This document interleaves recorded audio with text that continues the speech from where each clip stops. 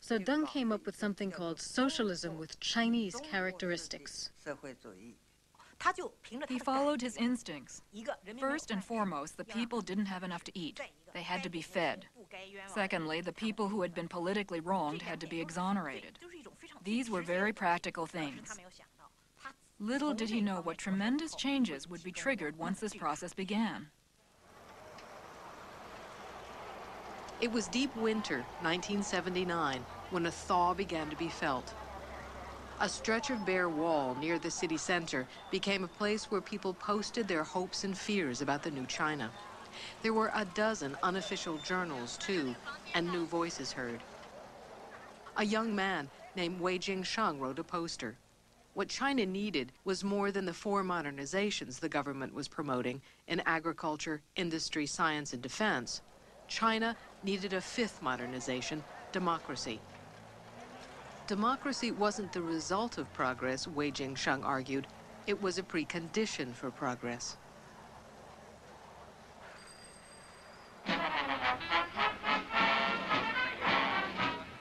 Meanwhile, Deng Xiaoping was on the road.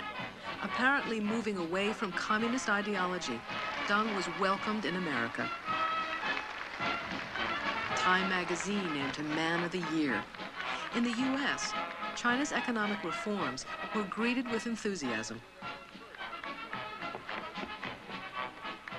Ladies and gentlemen, the President of the United States and His Excellency Deng Xiaoping, the Vice Premier of the State Council of the People's Republic of China.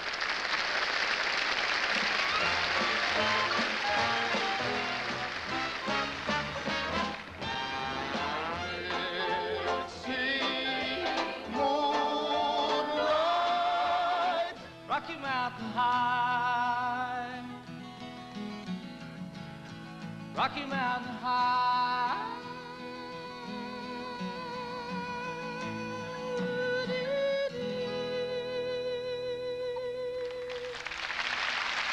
Mr. Vice Premier, it is with great joy that we welcome you to our country, and it is with true love that we extend our very best wishes to you and your people on your new long march toward modernization in this century. I thank you very much. Kwei To Chen. Thank you. Deng Xiaoping went to America, and soon after, hope came to China.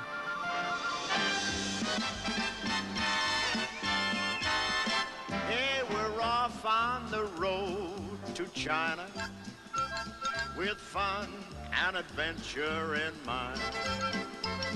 The 7th wonder of the world is here beneath our feet. Compared to this, the road to Mandalay is obsolete. Hey, this is it, Peking, China. Amazing, isn't it? Just 10 years ago, who would have dreamt an American comedian would be standing here in Tiananmen Square saying whatever he pleased and photographing anything he pleased. But in this fast-moving world, radical changes can occur overnight. Take a look at this square. Almost 100 acres. Looks like Jackie Gleason's patio. Now they can get 1.5 million people in here. Of course, they're not here today. Nobody knew I was coming. Americans felt an enormous relief. The Chinese are, after all, just like us. They want what we want, and maybe we can sell it to them. But even as China and the U.S. swapped celebrities and made deals, the dark gates closed on others. For his warning that Deng might become a new dictator, Wei Jingsheng was framed and sentenced to 15 years. He was still in prison when the students came to Tiananmen in 1989 to demand democracy. Few of them knew his story.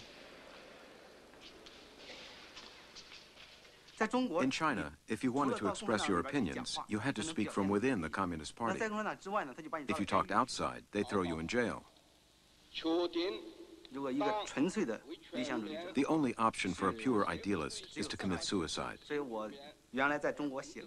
once wrote an essay entitled, "Commit Suicide and Save the Country." Of course, it didn't pass the censors.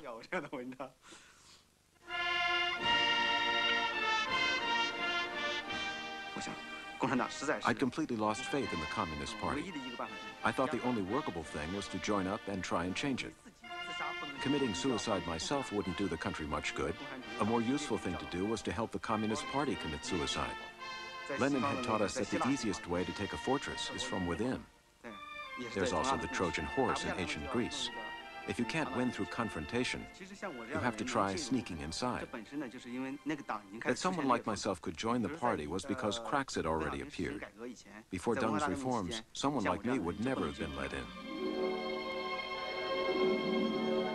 Now begins the Grand Mass Parade to celebrate the 35th anniversary of the founding of the People's Republic of China. By 1984, when the People's Republic marked its 35th anniversary, there was something new to celebrate: the success of Deng Xiaoping's reforms.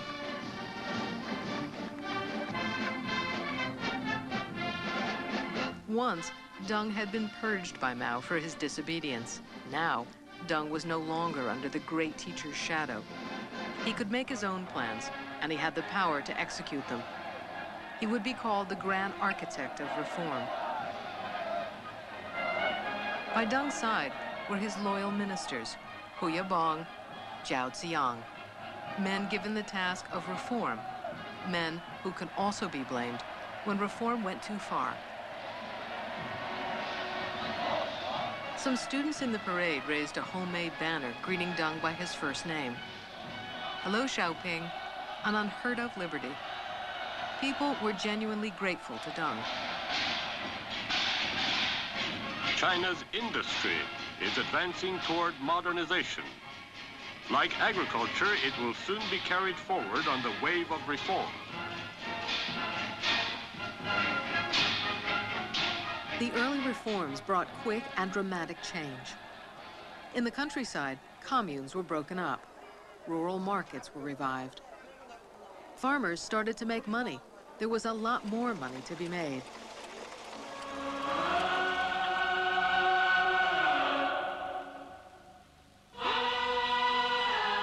The old men in charge were changing China. The results were going to be seen everywhere. After decades of relative isolation, China was looking outward to the world. Just ahead, all the enticements of capitalism beckoned.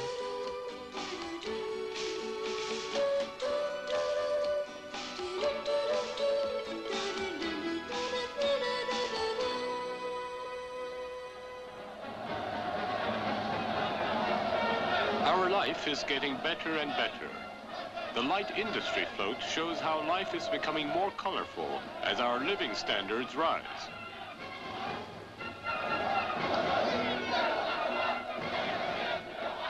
The National Day celebrations in 1984 were an elaborate, enthusiastic affair. Many people saw a bright future ahead. But why did my friends and I feel so depressed? The overcast sky, the lone figure of Deng Xiaoping popping out of that car, riding stern-faced down Chang'an Avenue. I thought it all boded ill for the future. That kind of spectacle was the heritage of the Mao era. It was an embodiment of revolution. And for us, revolution was made up of a small number of ambitious political careerists on the one hand, and the frenzied masses on the other.